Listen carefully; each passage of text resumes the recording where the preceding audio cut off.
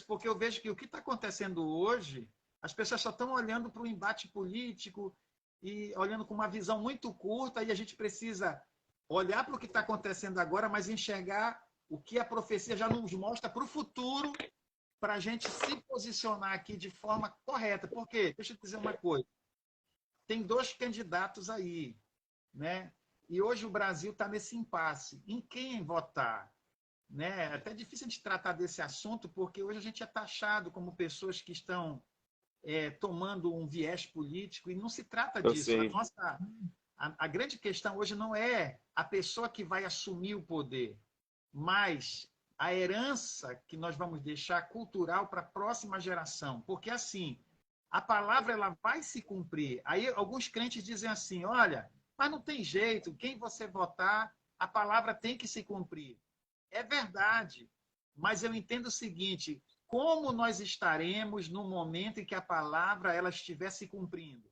Porque se você for olhar para a Europa, você for olhar para os Estados Unidos, como a Europa e os Estados Unidos poderiam enfrentar o problema que nós estamos enfrentando no Brasil hoje?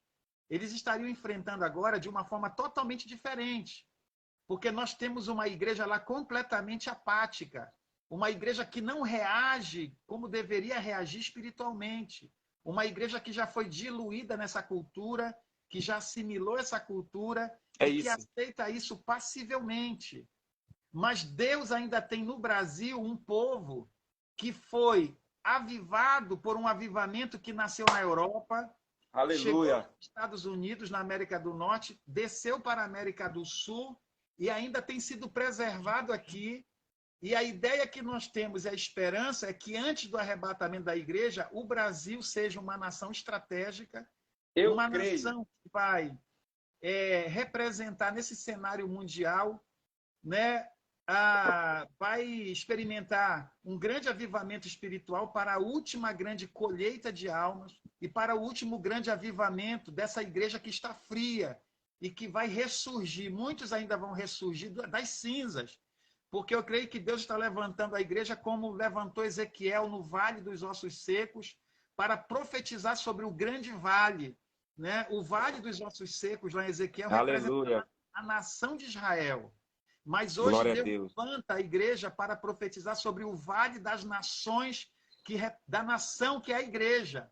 A nação que é a igreja. Existe um Israel espiritual que está morto, né? E que Deus nos levantará como uma voz profética para as nações, e nós já temos todas as ferramentas para essa última arrancada da Eu igreja. creio. Amém? Essa ferramenta, ela é tanto a ferramenta humana, Deus vai estar levantando pessoas que vão estar indo a essas nações, Deus já está levantando. Eu tenho visto vídeo aí de jovens que estão em países do mundo aí, pregando sem microfone, colocando uma caixa numa praça pública, uma caixa de Já madeira, vi, pastor. subindo em cima e pregando, dizendo, arrependei-vos porque é chegado o reino de Deus. Jesus está voltando, uma mensagem simples, direta, objetiva, e chamando essa igreja que está morta ao arrependimento, para que se levante desse vale de ossos secos e volte a tomar posições nesses países, porque há uma igreja que está dormindo, que precisa se levantar para esse último momento da igreja. E é isso que, quando nós vamos votar agora, nós não estamos escolhendo apenas uma pessoa, mas nós estamos dando condições para que essa futura geração não venha morrer espiritualmente.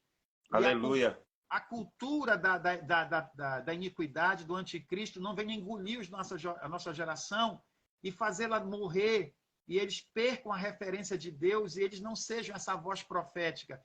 Porque Deus vai cumprir o propósito dele, nada vai impedir, mas como nós vamos estar nesses últimos dias, é isso que vai fazer a diferença.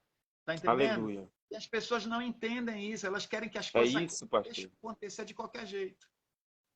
É Tá? isso. Eu Pode, quero. É pode isso. falar. Maravilha, maravilha. É isso. Infelizmente, vou ter que sair, vou ter que Amém. trabalhar. Conversa tá. Mas o que o Espírito Santo me falou aqui é que nós vamos fazer uma série dessas mensagens, porque ainda tem muito assunto para falar, como o pastor acabou de falar.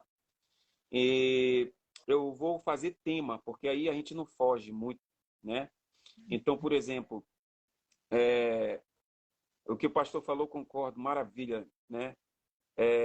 Eu acredito no reavivamento e era isso que eu quero falar, mas só nas próximas lives, né? Vamos falar sobre esse reavivamento. O Amém. que nós estamos falando é como está o cenário global, como está o cenário do Brasil, e aí nós vamos tratar da igreja no sentido do último avivamento, daquilo que nós queremos falar aqui para a igreja. Então, hoje nós demos uma pincelada global, falamos um pouquinho da história da igreja, falamos que isso que está acontecendo já aconteceu no passado, entendeu? E o pastor falou uma coisa que eu anotei aqui, que sobre a reunião dos líderes religiosos, e que a igreja verdadeira ela vai questionar a igreja verdadeira, o corpo de Cristo, em toda a sua época de contaminação, de prostituição, sempre teve os remanescentes, sempre teve a igreja verdadeira, e que se opôs à implantação desses costumes, desses padrões do mundo dentro do corpo, e que sempre lutou. Inclusive, se você estudar a história da Idade Média, você vai ver ali os anabatistas, né? Os puritanos, foram mortos pelos próprios cristãos, porque tinham um estilo de vida, um padrão bíblico.